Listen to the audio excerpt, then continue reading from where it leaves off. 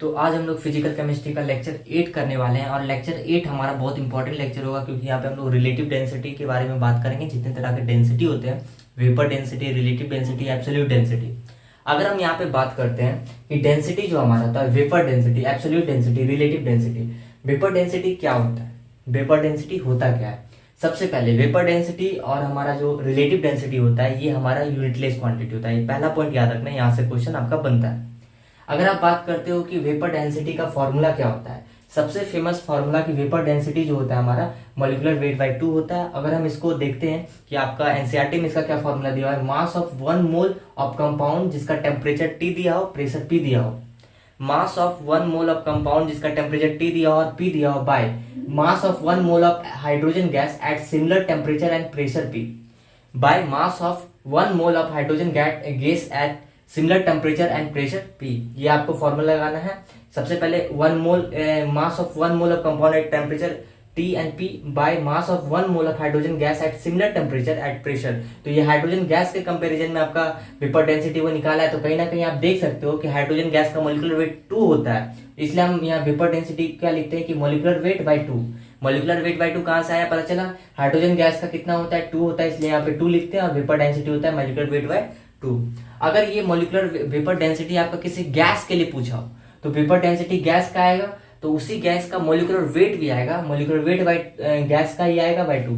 अगर क्वेश्चन में vapour density mixture का पूछा हो तो मॉलिक्यूलर वेट गैस का मिक्सचर का आएगा बाई 2 आएगा। ये हमारा हो गया 3। अगर हम बात करते हैं वेपर डेंसिटी यूनिटलेस क्वांटिटी होता है, ये आपको डेटा एक पता होना चाहिए। अब हम लोग बात करने वाले हैं एब्सोल्यूट डेंसिटी और डेंसिटी के बारे में, ठीक है। एब्सोल्यूट डेंसिटी बोलते हैं या फिर इसको डेंसिटी भी बोलते हैं। यहाँ पे सिंपली हम कैसे डिफाइन करते हैं कि न्यूमरेटर में मास ऑफ सब्सटेंस को लिखते हैं और डिनोमिनेटर में वॉल्यूम ऑफ सब्सटेंस को लिखते हैं। न्यूमरेटर में मास ऑफ सब्सटेंस को लिखते हैं, डिनोमिनेटर में वॉल्यूम ऑफ सब्सटेंस को लिखते हैं। तो बेसिकली ये जो हमारा एब्सोल्यूट डेंसिटी होता है, जिसके बारे में मैंने बताया था कि इसका यूनिट होता है, इसका क्या होता है, यूनिट होता है, याद रखना।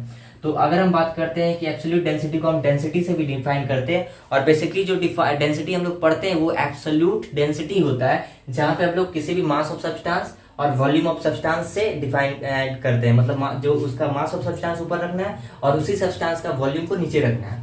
अब देखो यहाँ मास बाय वॉल्यूम हो गया, डेंसिटी उस गैस का, जिस गैस का डेंसिटी निकालना है उस गैस का ही मास का गैस ही रखेंगे और वॉल्यूम जिसका निकालना है उस गैस का ही वॉल्यूम रखेंगे।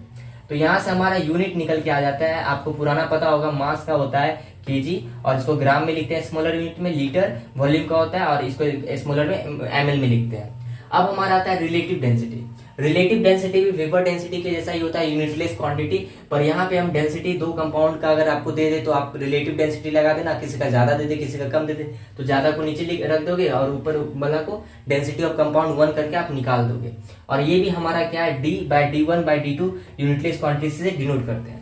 अब हमारे पास इससे रिलेटेड कुछ क्वेश्चन है जो आप लोग को सॉल्व करना है और काफी बेसिक क्वेश्चन आपको मिलेगा, ठीक है। देखो तो हमारे पास सबसे पहला क्वेश्चन है, डेंसिटी ऑफ गैस दिया हुआ है, हमको डेंसिटी ऑफ गैस दिया हुआ है 42, ठीक है। 42 दिया हुआ है डेंसिटी ऑफ गैस और करेक्ट स्टेटमेंट पूछा है। तो कहीं ना कहीं आप देख सकते हो कि आपको डेंसिटी ऑफ गैस दे दिया है, आपको ना तो यूनिट दिया है, तो यूनिट नहीं दिया तो आप क्या करोगे, तो आप डेंसिटी तो 42 नहीं लिखोगे, आप वेपर डेंसिटी 42 लिखोगे, क्योंकि डेंसिटी अगर आपका दिया हुआ है तो आपका अगर यूनिट देता तो ये ऑप्शन सही होता, पर आपका यहाँ पे देखो यूनिट यहाँ पे भी नहीं है, इसलिए हम वेपर डेंसिटी को लेंगे। क्योंकि डेंसिटी रहता तो यहाँ यूनिट रहता तो फिर सही रहता और यहाँ पे भी यूनिट होता तो फिर सही होता। जैसे कि देखो कैलकुलेट मॉलिक्यूलर वेट बोला है, जब आपको वेपर डेंसिटी पता चल गया कि वेपर डेंसिटी आपके पास 42 है तो वेपर डेंसिटी का फॉर्मूला क्या होता है, vapour density equal to molecular weight by 2, ठीक है। तो मॉलिक्यूलर वेट क्या यहाँ से आ जाएगा, VD मतलब 42 इंटू 2 दैट मीन्स की 8, 84 आपका क्या हो जाएगा, आंसर हो जाएगा। अब हमारे पास नेक्स्ट क्वेश्चन नंबर 3 है और इसको अब हमारे पास क्वेश्चन नंबर 3, आपको क्वेश्चन नंबर 3 करना है। बेसिकली थोड़ा बैकग्राउंड साउंड आएगा कुछ दिन तक, 1-2 दिन तक, क्योंकि शादी है बगल में। अब देखो इग्नोर करना है उसको। 0.24 ग्राम हमारे पास वोलेटाइल गैस है under vaporisation gives 45 ml of vapour at STP, what will be the vapour density of substance. तो आपके पास 0.24 ग्राम है, ठीक है, 0.24 ग्राम है वोलेटाइल गैस, वो कितना वेपराइजेशन के बाद कितना ml बन रहा है, 45 ml बन रहा है वेपर एट STP। तो पूछ रहा है what will be the vapour density, इस सब्सटेंस का पूछ रहा है। तो सबसे पहले हम क्या करेंगे, 45 ml को अगर हम देख रहे हैं कि 0.24 ग्राम में 45 ml बन रहा है तो इसको हम क्या कर रहे हैं, 22.4 लीटर में कितना बनेगा, पहले इसको क्या करना है 1000 से अधिक कर देते हैं ताकि ये लीटर में कन्वर्ट हो जाए। ठीक है, लीटर में कन्वर्ट हो गया। अब उसके बाद हमको पता है इससे 0.24 ग्राम बन रहा है, तो हमसे पूछा 22.4 लीटर में कितना बन रहा है, तो हम क्या करेंगे कि 0.25 इंटू 1000/45, ठीक है, इंटू 22.4 लीटर करेंगे। तो यहाँ से हमारा कितना आ जाएगा, जब इसको हम सॉल्व करेंगे तो इसको सॉल्व करने के बाद लगभग अगर हम देखते हैं 22.4 को हम 2 टाइम्स में काट लेंगे, ठीक है, और ये कितना आ जाएगा हमारा, ये आ जाएगा हमारा 500, ठीक है, 500 आ जाएगा। और यहाँ से डेसिमल गया तो ये 100 आ जाएगा, ये 4 टाइम्स में आ गया, और ये आपका 2 टाइम्स में 250, ठीक है। तो लगभग मेरा कितना आ जाएगा यहाँ पे, लगभग आप बोल सकते हो कि आपका आ जाएगा 125 के आसपास आ जाएगा। अब 125 आपका आ गया तो आप वेपर डेंसिटी क्या आता है, ये आपका क्या आ गया, मोलिकुलर वेट निकल गया, ठीक है। तो वेपर डेंसिटी आपका होता है मोलिकुलर वेट बाई 2, तो लगभग आप बोल सकते हो कि इसका आपका आंसर आ जाएगा 62.5 के आसपास, ठीक है। तो वेपर डेंसिटी यहाँ पे निकल गया। तो अब आप इसका स्क्रीन शॉट ले लो। अब हम